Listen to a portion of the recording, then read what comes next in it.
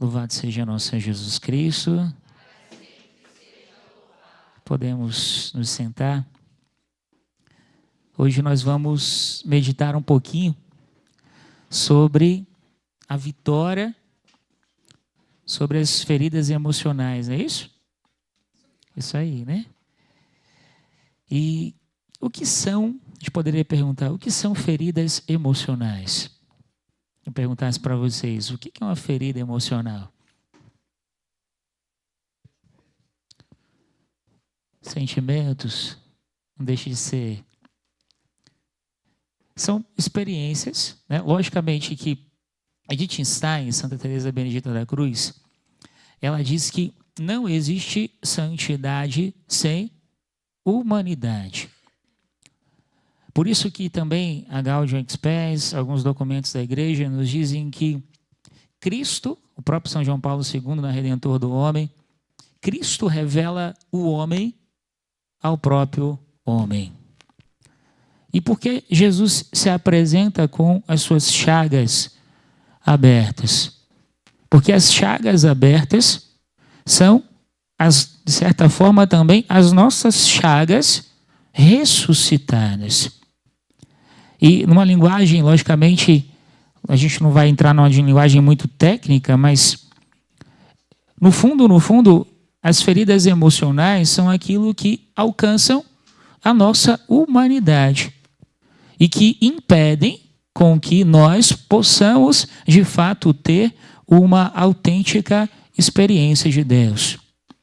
As feridas emocionais, elas se relacionam com, sobretudo, os pecados capitais e vão sendo como que, no alívio, olhando um pouco na perspectiva do cerco de Jericó, como que muralhas que nos impedem a chegar à terra prometida da santidade. Então, numa linguagem psicológica, elas são experiências que marcaram a pessoa de forma intensa e não foram elaboradas adequadamente. Eu posso passar, as pessoas elas têm respostas diferentes diante de situações corriqueiras. Já perceberam isso? Muitas vezes, às vezes você coloca uma brincadeira, às vezes, né? Na minha época era brincadeira, às vezes pode se tornar olhar uma perspectiva de bullying. Mas se você coloca um apelido, alguma realidade, tem pessoas que às vezes conseguem lidar naturalmente com aquela situação e outras pessoas, diante daquela circunstância, elas se sentem profundamente ofendidas. Já perceberam isso? Exatamente porque nós trazemos, né, não só uma carga de educação do ambiente familiar que nós vivemos, mas também poderíamos dizer que trazemos dentro de nós uma carga traumática das experiências mal vividas que nós não conseguimos resolver interiormente dentro de nós. Isso faz com que nós nos coloquemos, o nosso cérebro, às vezes inconscientemente, ele faz sistemas de proteção. É igual aquela situação que a gente não consegue lidar com uma circunstância. O que a gente faz? A gente tenta colocar por debaixo do tapete.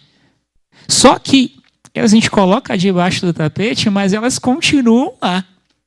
E muitas vezes condicionando a nossa forma de agir e, consequentemente, a perspectiva de nós vivermos as virtudes. Isso pode vir, por exemplo, de feridas na minha infância. Se uma pessoa ela traz experiências de rejeição, abandono, falta de afeto, presença materna ou materna que, de certa forma, aquilo não se tornou, poderíamos dizer, algo realmente que participar da experiência formativa psicológica daquela pessoa, experiências traumáticas, frustrações profundas. Essas feridas, elas não desaparecem sozinhas e ficam ali dentro de nós. Por exemplo, uma pessoa que sofre perspectivas de rejeição, ela tem a tendência de procurar uma busca de aprovação e, às vezes, para se proteger, ela busca um isolamento. E aí, às vezes, a gente diz assim, não, mas eu sou assim. Eu não gosto muito de me relacionar com ninguém, eu fico ali no meu quarto, né? Na verdade, o ser relação é algo intrínseco, né, de ser imagem e semelhança de Deus. Porque Deus é trindade. Deus é uma relação em si mesma. Mas experiências, por exemplo, de abandono, que podem gerar dentro de nós uma dependência emocional.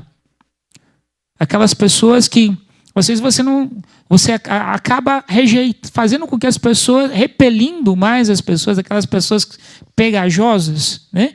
Grudentas, né? Que querem, tipo assim, eu sou intenso na minha amizade. Será de fato realmente que eu não pude ir atrás disso na minha história e na minha infância? Eu não vou falar os problemas, não. A gente vai tentar dar alguns caminhos, tá bom? De solução, mas é importante, né?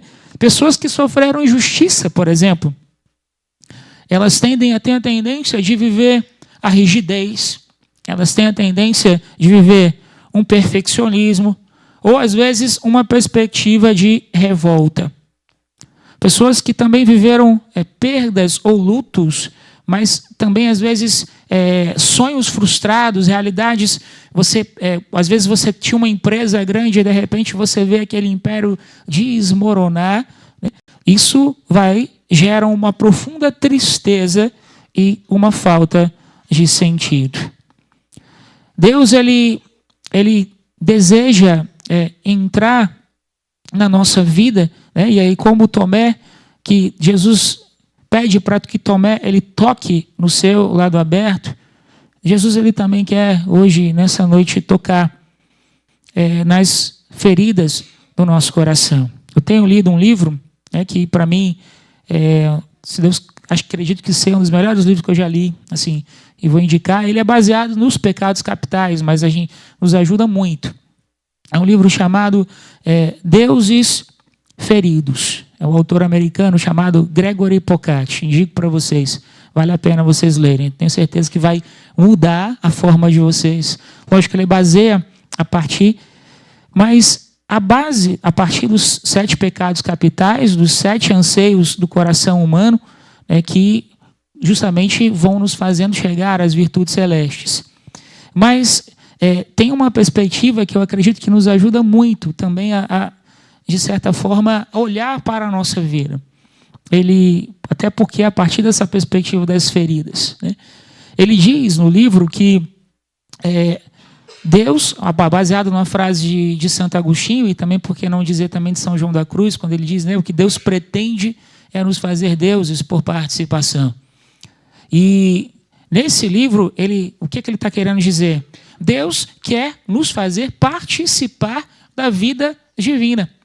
Um pouco aquilo que nós meditamos esses dias, por exemplo, na parábola do bom pastor, quando se fala da vida eterna e essa vida em abundância. O que Deus pretende fazer conosco? Não é nenhum tipo de heresia.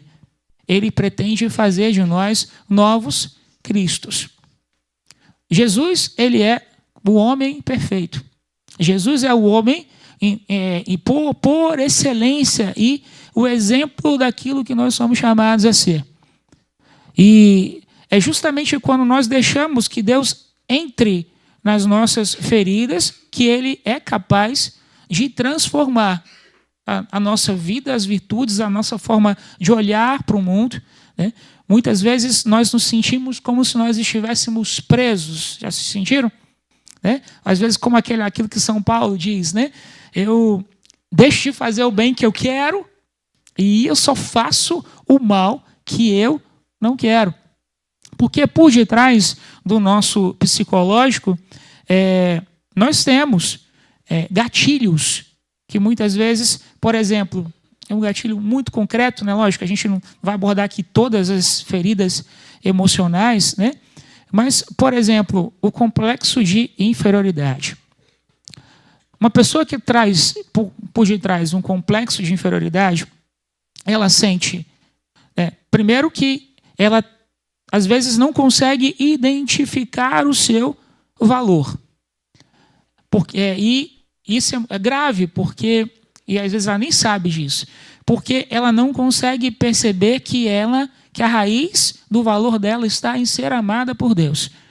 Eu costumo dizer que na pregação do seminário de vida no Espírito Santo, a pregação do amor de Deus, ela é a primeira pregação, mas ela às vezes pode se tornar a última a entrar dentro do nosso coração. E isso a partir de experiências de rejeição, de abandono, de falta de afeto, sobretudo marcadas na primeira infância, até os 8 anos. São as experiências que mais têm influência no nosso psicológico. Isso é tão sério porque deixar que Deus toque essas realidades vai fazer com que nós possamos alçar verdadeiramente um voo de santidade. Por exemplo, uma criança rejeitada, ela diz, eu não sou digno do amor. Né? Ou uma criança abandonada, ela pode trazer feridas no sentido que diz, todos vão embora. Isso pode gerar dentro de mim aquela coisa de querer segurar as pessoas ao nosso redor. E eu falava do complexo de inferioridade porque às vezes a gente não sabe as raízes dos nossos ciúmes, às vezes a gente não sabe as raízes das nossas invejas. Por que muitas vezes, e às vezes a gente até tenta maquiar, né, com um calzinho assim por fora, né, para tentar as coisas ficarem um pouquinho mais belas, porque a gente não tem coragem de fato, realmente olhar para as mazelas do nosso interior. E eu vou falar isso no final, né, o método que o Gregory Pocati ele fala no livro, que eu acredito que nos ajudaria muito. Né? Então, quando nós não sabemos o nosso valor, nós ficamos procurando migalhas de todas as pessoas. E as raízes, por exemplo, até mesmo de alguns pecados capitais, como, por exemplo, o pecado do orgulho, que, logicamente, ele é a base, o pai de todos os vícios, segundo São Tomás de Aquino, mas, às vezes, a gente não tem aquela capacidade de ser criticado, a capacidade, muitas vezes, de que uma pessoa ela faça uma crítica, às vezes, construtiva, muitas vezes essa pessoa que traz, por exemplo, o complexo de inferioridade, ela fica sempre tentando se defender. Ela, às vezes, procura pedir perdão demasiadamente das coisas. Fica se comparando com as outras pessoas. E aí a tendência, como eu disse, por exemplo, de muitas vezes querer se comparar com as outras pessoas e no final das contas acaba se descobrindo, entre aspas, menor do que verdadeiramente é. Experiências, por exemplo, como traições, humilhações, rejeições. E é interessante porque quando uma pessoa ela traz uma ferida emocional, né, a gente já acompanhei alguns jovens, por exemplo, né, e talvez até você traga essa tendência, né, de automutilação. Algumas pessoas elas sentem, como uma hemorragia, né, uma hemorragia interna, que ninguém vê. Né, você olha para a pessoa, lógico que depois no sangue, depois você consegue perceber os sinais, mas espiritualmente ninguém enxerga. Você olha para ti, até aparentemente a pessoa às vezes vai tentando manter de forma externa, mas por dentro ela está se corroendo.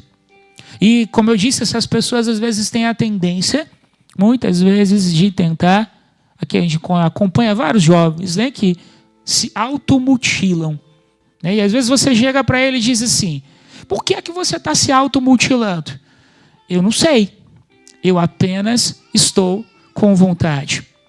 Mas, no fundo, aquela automutilação, ela é um desejo concreto de tornar visível e palpável uma dor invisível.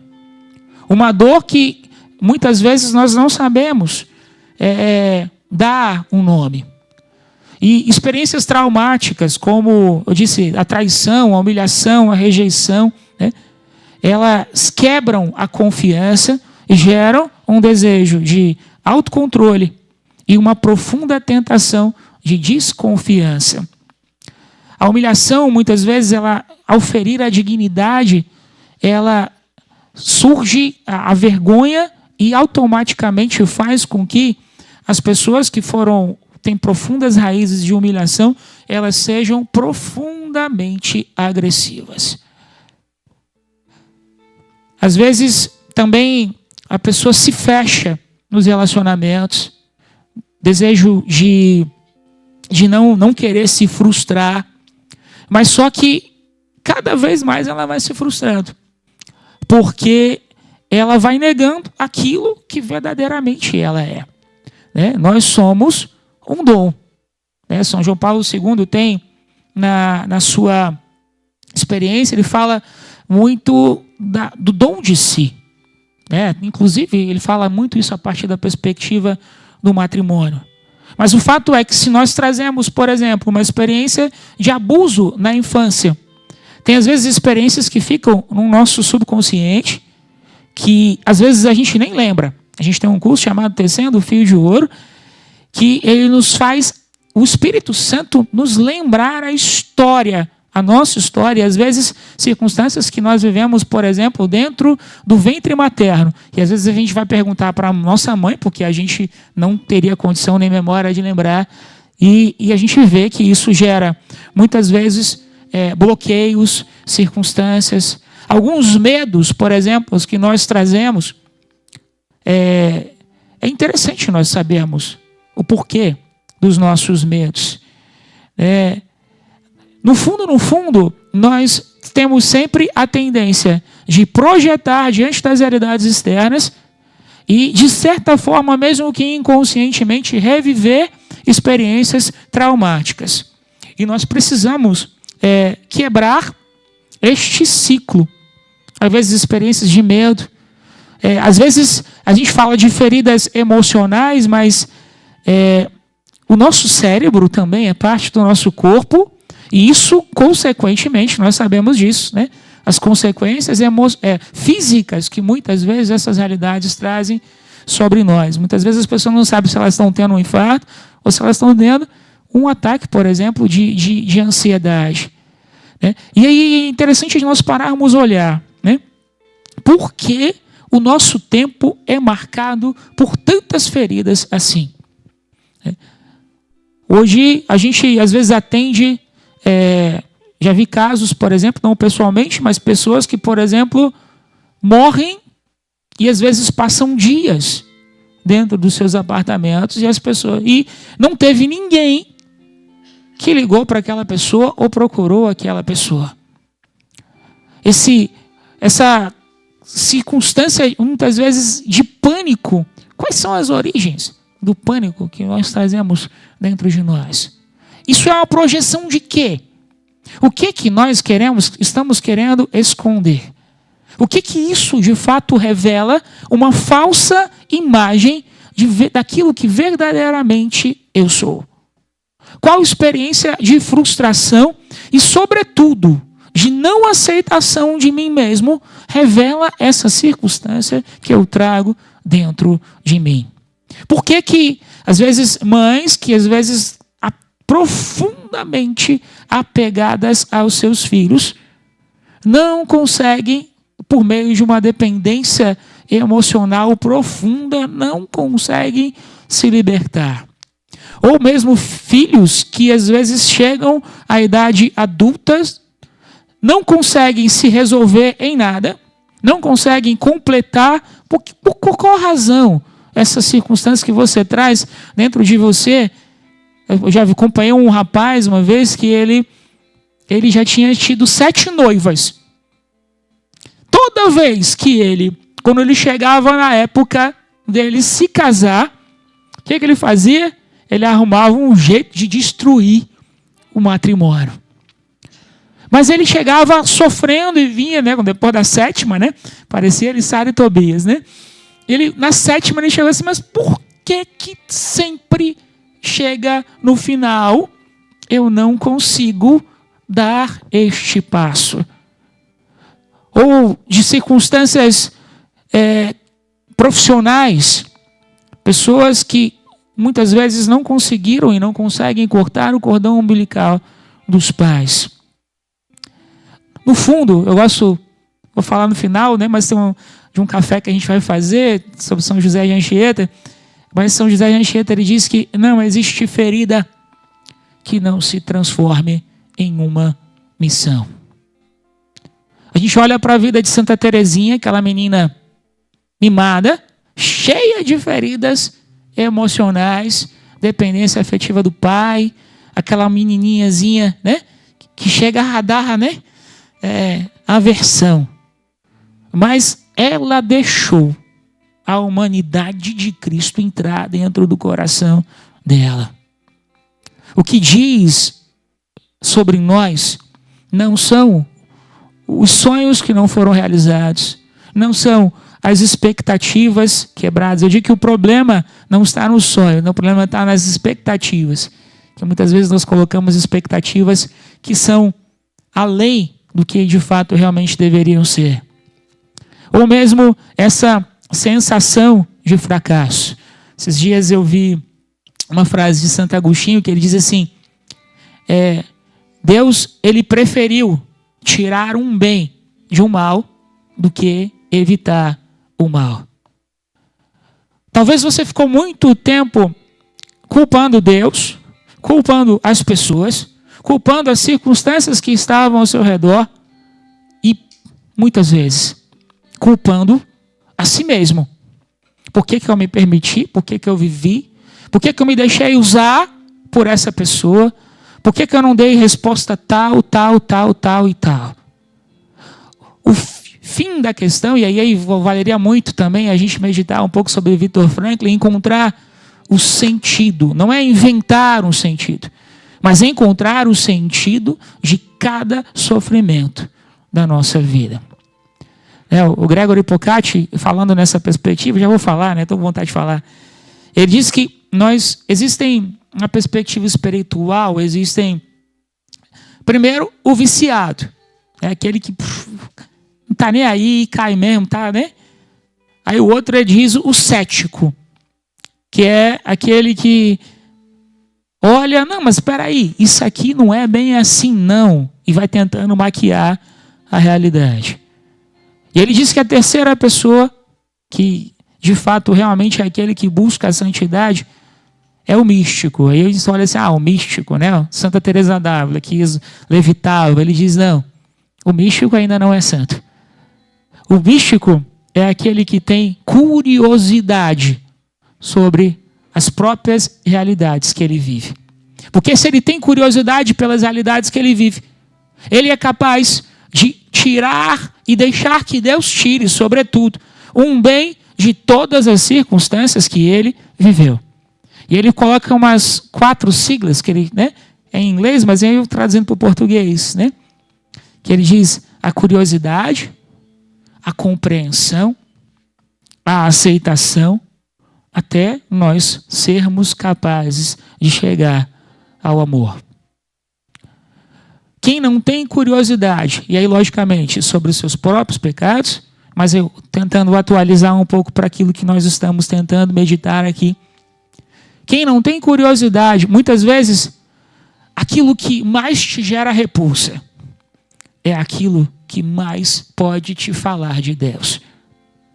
Porque é aquilo que mostra o teu limite. É aquilo que mostra quem verdadeiramente você é. É aquilo que desnuda a tua face diante de Deus. E é interessante porque, para a gente voltar para essas siglas, porque o primeiro processo de Adão foi se vestir. E quando a gente olha para o Cristo, homem novo na cruz, a primeira coisa que fazem com ele é se despir. É preciso ter coragem para se despir diante de Deus. No fundo, as nossas feridas emocionais, não estou dizendo que elas não são reais, né? Nós sabemos que elas são reais. Mas elas são uma forma que o nosso subconsciente se utiliza para vestir da mesma forma que Adão tentou se vestir naquele Gênesis. Hoje é tempo de se despir da pobreza.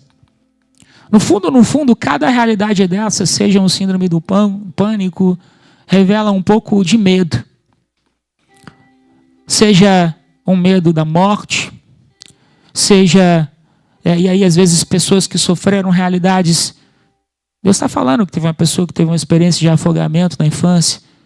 A raiz desse sentimento que você traz é exatamente dessa circunstância que você viveu. Se nós não tivermos, como eu disse, essa curiosidade para conseguir ter uma compreensão daquilo que nós verdadeiramente vivemos, nós não vamos ser capazes de aceitar e muito menos seremos capazes de amar.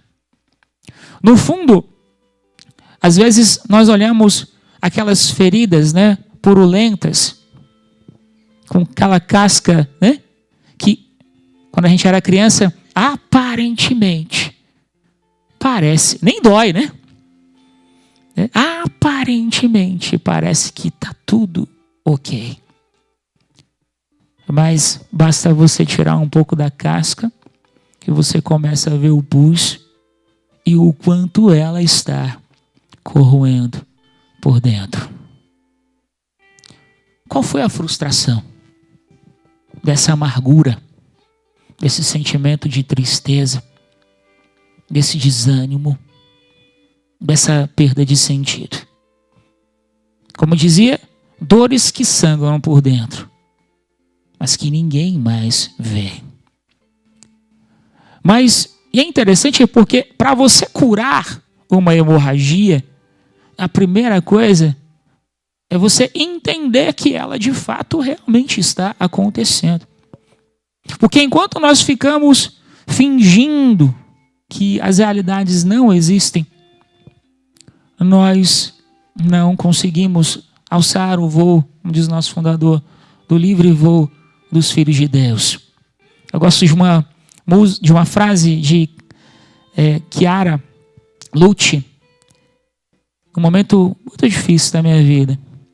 Ela me marcou muito essa frase, que ela diz assim: na cruz, ou ela nos esmaga, ou ela nos faz alçar o livre voo de Deus. Mas é interessante porque se você olhar nas Sagradas Escrituras, por exemplo, no Salmo 6, Davi, naquele salmo, depois do pecado dele, ele diz: minha alma está profundamente perturbada. Ou mesmo o profeta Elias, que também chega a desejar a morte. Mas nós vemos também o próprio Jesus que quis também sentir. Ninguém sentiu. Eu tenho certeza que no momento do Getsemane, quando Jesus dizia: minha alma está triste até a morte, o sentimento de abandono, vazio, circunstâncias, sentimento de, não digo inutilidade, que muitas vezes nós sentimos, mas um sentimento de angústia profunda. Mas se Deus quis permitir a Jesus esse sentimento de angústia, foi para que na sua cruz, na sua humanidade, ele mostrasse para cada um de nós que ele é capaz de redimir a nossa dor. Mas, como eu disse, quais são as origens dessa falta de perdão? Dessas emocionais, Sem dúvida. Quantos sentimentos de falta de perdão jogados debaixo do pano? Às vezes a gente acha que, não, isso aqui não está me afetando, Isso aqui não tem nada a ver comigo. Pessoas, às vezes, com depressão, porque não foram capazes de serem livres para dizer a uma pessoa que às vezes estava a tratando sem dignidade. Quem se torna mais semelhante a Jesus não é alguém que é perfeito, mas, como diz São João Paulo II, ninguém é capaz de dar-se sem ao mesmo antes se autopossuir. No fundo, ninguém é capaz de nos ferir se nós não dermos a essas pessoas o poder de nos ferir. Aqui não se trata simplesmente de nos esbanjar ou simplesmente de nos achar superior às outras pessoas. Eu gosto de olhar aquele símbolo, né, do direito, da balança, né? Quem sabe verdadeiramente o seu valor não é só um equilíbrio, mas possui a harmonia em si mesmo. E na verdade, às vezes a gente vê pessoas revoltadas, circunstâncias, querendo projetar para os outros aquilo que na verdade ela não aproveitou a oportunidade para crescer e deixou que a cruz a esmagasse. Pessoas que às vezes trazem dentro de si um sentimento de, não, eu tenho um senso de justiça fortíssimo. Mas no fundo, como diz o Gregory Pocati, a maior injustiça é a distância de Deus. Se nós encontrássemos, né, nas nossas feridas de rejeição, não uma porta aberta para o pecado, mas uma porta aberta e um vazio onde Deus queria e quer preencher. No nosso medo, nas nossas inseguranças, nas nossas incertezas, se nós olhássemos e conseguíssemos enxergar por trás do véu e ver uma oportunidade que Deus quer que nós confiemos nele, até mesmo por detrás dos nossos pecados, nós pudéssemos ver o amor de Deus que quer vir ao nosso encontro. Cristo é o homem perfeito e Ele quer preencher esses vazios emocionais, espirituais.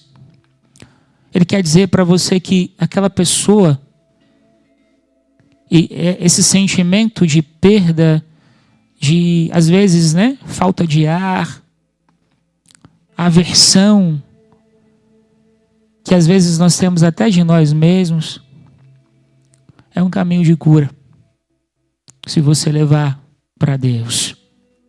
Diz 1 Pedro 5,7, lançai sobre ele toda a vossa ansiedade.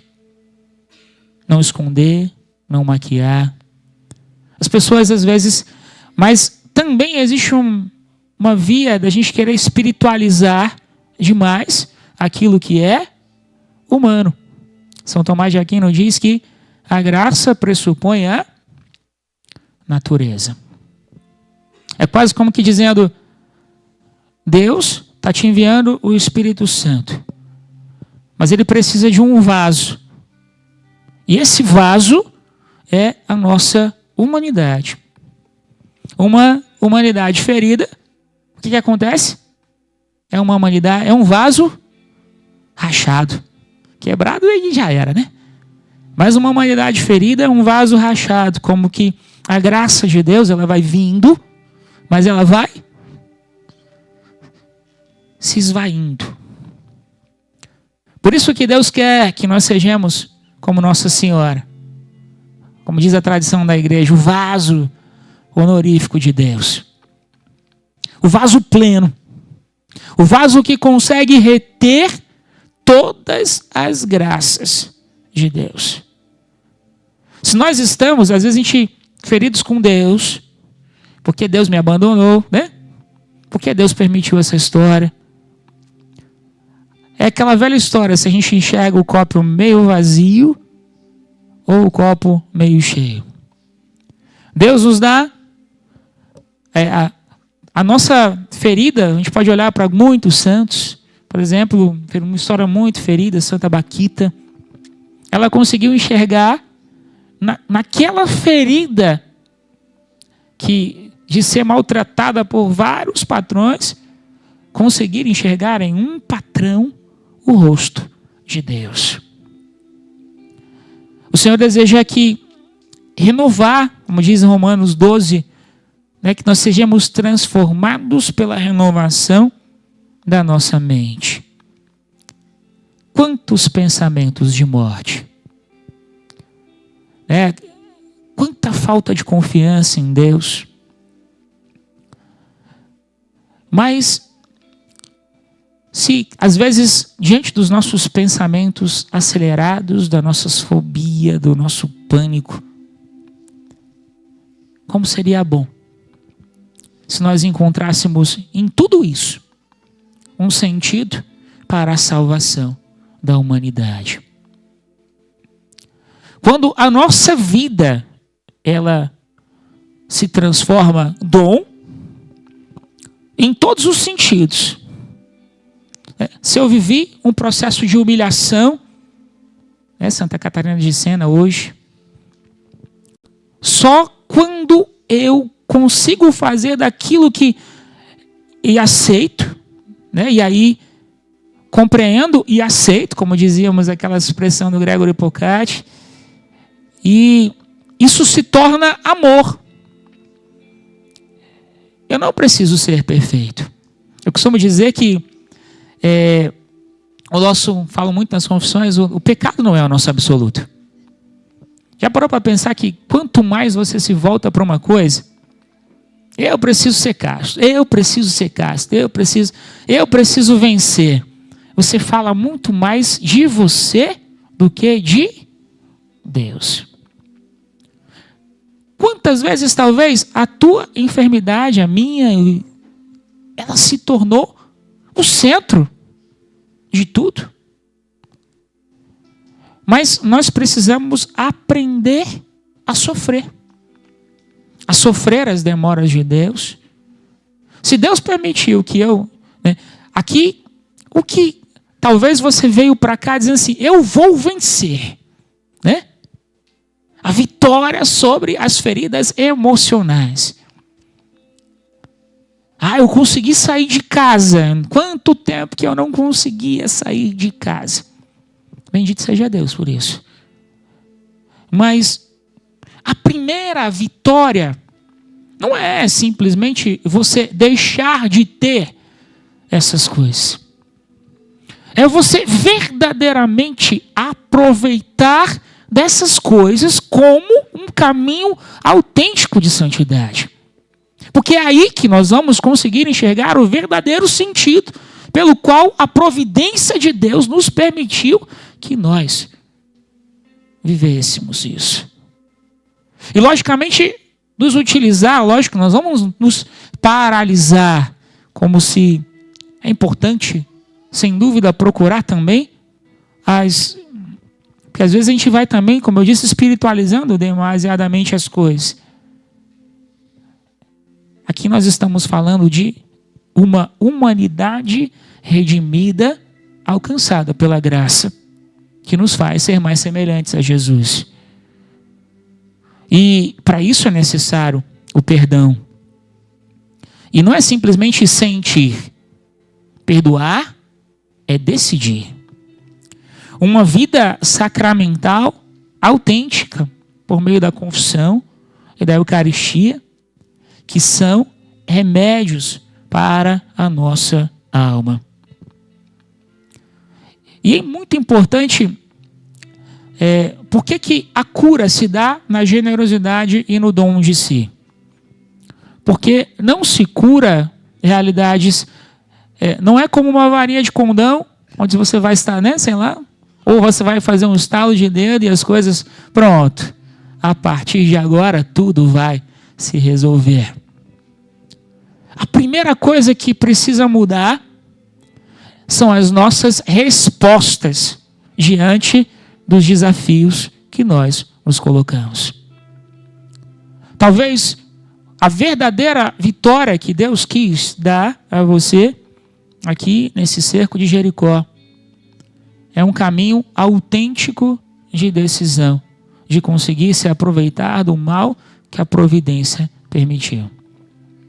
Eu costumo dizer que a vida espiritual ela é um grande ciclo, né? De repente você vê que Deus trabalhou aquela realidade, você acha que está perfeito. Aí de repente ele vai ali como, né? Ele vai entrando de novo, e aí ele entra de uma forma mais profunda e vai resolvendo. E vai resolvendo as circunstâncias. Mas, como eu disse, nós não precisamos resolver as circunstâncias. Na verdade, quando nós descobrimos que não somos nós e não queremos que as coisas estejam, né? Talvez você focou tanto e fez dessa realidade o centro da tua vida que você acabou esquecendo de Deus. Existem circunstâncias onde Deus nos pede o silêncio e o abandono. E é interessante porque nas primeiras voltas, né, das muralhas de Jericó, talvez Deus queira nos fazer tomar consciência das nossas dores. Como é curativo, por exemplo, né, você procurar talvez uma dimensão de terapia. Você conseguir verbalizar aquilo que está dentro de você. Porque nós dizemos para fora, para que Deus, no fundo, nós queremos dizer aquilo que nós não expressamos e não conseguimos expressar para nós mesmos. Para poder nomear os nossos sentimentos. Por que essa tristeza? Por que essa raiva? Por que esse medo? Porque existem áreas na minha história que eu prefiro esquecer. Não basta entender. Às vezes tem muita gente que entende a Bíblia de quase salteado, mas não teve uma vivência concreta com a palavra de Deus. No fundo, a dor que nós trazemos, ela nos leva à oração. E ela nos faz mais dependentes de Deus. É preciso deixar e permitir que Deus toque as nossas memórias. Não é por acaso, por exemplo, que nos processos de vida espiritual, São João da Cruz, ele fala da purificação da memória. Os sentimentos e inclusive que isso acontece exatamente onde termina, né? Para passar, terminando a noite dos sentidos. Ou seja, as dimensões de relação, né? O querer.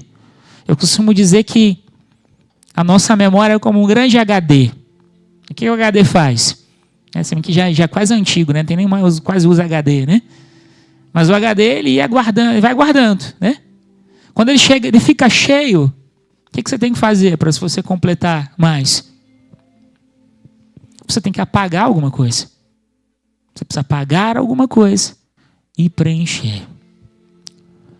Eu creio que espiritualmente, tentando, né, diminuir muito, né, São João da Cruz, mas nós precisamos encher o HD da memória de experiências de Deus. É somente uma experiência, se você ouviu, você é um lixo, você não serve para nada. Você ouviu uma palavra de maldição. E é interessante porque as feridas emocionais, assim, o demônio ele se utiliza. Né? São Pio, ele diz que, eu sei para entender isso, né? Que a arma do demônio é a ansiedade. Mas você sabia que o demônio não tem o poder de gerar ansiedade dentro de você? A única coisa que ele tem o poder é de gerar os pensamentos que te fazem ansiosos. E se eu pego os meus pensamentos, a minha memória, e elevo isso até Deus. E mesmo diante de uma falta de ar, de uma pressão no peito, de um sentimento de vazio, eu faço daquele momento um momento de oferta. Você pode ter certeza que o demônio sempre nos tenta até onde ele percebe que ele é capaz de vencer. Quando ele perceber, lógico que a ansiedade ela é clínica, né? Mas aquilo que é como se ele surfasse na onda, né? A onda está vindo, o que é que ele faz? Coloca a prancha e vai junto dela. Ele potencializa aquilo que nós trazemos dentro de nós. Mas é preciso, como eu dizia, uma abertura à graça de Deus. E o cerco, as primeiras voltas o povo caminhava no silêncio. Mas o porquê? Aquele livro do Cardeal Sara, que o Frei Gilson falou muito sobre ele. O porquê do silêncio? O silêncio, ele faz ouvir as nossas vozes interiores. Quantos, recomendo, inclusive, tenho visto aquela série, A Casa de Davi, não sei se vocês estão vendo. Mas quantos Golias, se Davi olhasse para Golias, por causa do tamanho dele, e ele não fosse ao encontro, com certeza ele não teria visto o milagre de Deus. Talvez você olhe para as realidades que você traz dentro de você e fale, meu Deus, é tão grande. Mas o Senhor hoje nos convida a silenciar, parar de fugir das nossas dores, para que Deus possa emergir externamente o que está dentro de nós. Santo Agostinho fala um pouco também, baseado muito nisso. Conhece-te, aceita-te e supera-te. Deus, o objetivo de Deus não é te curar dessas realidades. Meu Deus, e pronto, o padre veio aqui, eu vim para, Mas que a verdadeira cura está em você ser santo. Santa Catarina de Sena, que hoje nós celebramos, diz que se nós formos tudo aquilo que nós somos chamados a ser, nós incendiaríamos o mundo. E é interessante porque todas essas realidades, quando você busca, aquela palavra de Deus diz, buscai as coisas do alto e tudo mais vos será acrescentado. É exatamente quando essas coisas pararem de ser o centro da tua vida, é que Deus deseja se surpreender. Deixa Deus ser Deus. Por que é que Deus nos permitiu tantos limites, tantas circunstâncias? Aquilo que São Paulo diz, Deus me permitiu um espinho na carne para que a minha alma não ensoberbecesse. Às vezes nós trazemos dentro de nós choros reprimidos, lutos mal resolvidos. Hoje o Senhor deseja fazer cair essas muralhas por um sincero abandono nas mãos de Deus. Reconhecer que nós estamos dentro de um processo. No fundo, o desespero que muitas vezes surge dentro de nós, que é um pecado contra a esperança, ele vem exatamente de não reconhecer o processo e não saber esperar o tempo de Deus. Convido você a aproveitar aquilo que, como eu dizia, o que você mais repulsa, Se você tem a estima baixa, Eu costumo dizer que assim, comece a rir de si mesmo. Quando você para, olha, você vê o ciúme, as circunstâncias, ou experimente rir. Eu sei que é difícil, né? Mas quando você começa a lidar com a alegria, ela é libertadora e ela é, de fato, um louvor a Deus. Que Deus possa, de fato, realmente gerar uma maior liberdade emocional e gerar em nós essa capacidade de nos reconciliar com nós mesmos. E quais são os sinais da vitória? Quando, mesmo diante das circunstâncias, nós estamos em paz. Quando Deus gera a liberdade interior, quando nós nos tornamos capazes de amar, e mesmo que ainda inconclusos, e mesmo que ainda não completos, nós acertamos não ser perfeitos, e nos lançamos diante da graça de Deus. Separei essa música, ela diz que existe vida depois da dor. Mas no fundo, talvez hoje Deus pergunte: qual vida nós buscamos? O quê? Porque no fundo, os sinais dos nossos traumas, o sinal de talvez estarmos perdidos e às vezes não sabermos os verdadeiros caminhos, é porque ainda talvez não olhamos para a meta. Não olhamos para aquilo que verdadeiramente importa. Que importa se eu sou humilhado? Que importa se eu trago essas dores no meu peito? Que importa se talvez eu não conheci meus pais? Que importa se tudo isso Deus me permitiu para que eu pudesse ser santo? Se de fato talvez o demônio surfa nas nossas feridas emocionais, nós é que precisamos pegar a onda primeiro. Porque essa é a onda da graça de Deus. Cantemos.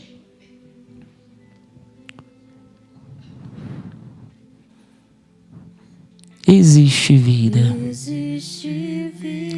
além da dor. Existe vida. Eu ouço, Senhor, dizendo: vida, vida além da dor. Vida. Ele me diz que ainda não acabou. Ou não acabou. Existe vida. Levante seus braços. Feche seus olhos. E vá lembrando dos momentos mais traumáticos da tua história. Que você foi apenas um sobrevivente. Que você quis se esconder. Que você não quis aceitar os momentos difíceis. Mas para ser amor, diz São João Paulo II, é preciso doer.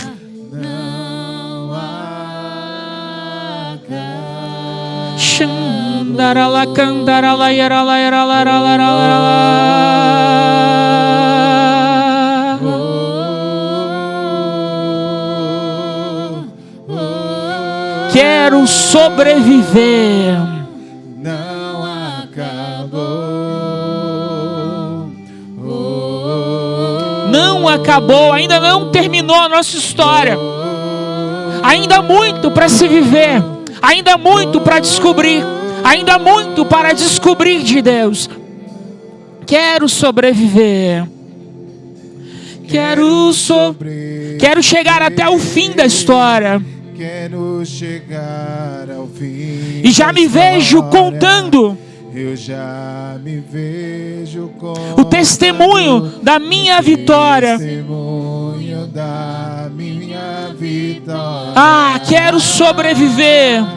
Quero sobreviver. Quero dizer que achei Quero dizer que achei que iria morrer, morrer. mas sobrevivi. Existe vida Existe vida além da dor, além da dor. Existe vida. Existe vida. Eu ouço ouço, Senhor, de vida. Vida. Somente as nossas vozes. Existe vida. Quase como que querendo se convencer. Eu ouço o Senhor dizendo vida. Eu vejo túmulos. Pessoas que vão saindo de dentro dos seus túmulos. Mortes emocionais. Desejos de morte. Uma pessoa que já tentou 3 vezes contra a própria vida. E o Senhor vai te libertando desses sentimentos de morte. Você traz dentro do teu coração um sentimento de rejeição dos seus pais. E o Senhor diz: eu te fiz sobreviver pelo meu amor, pela minha graça. Pessoa que se automutila.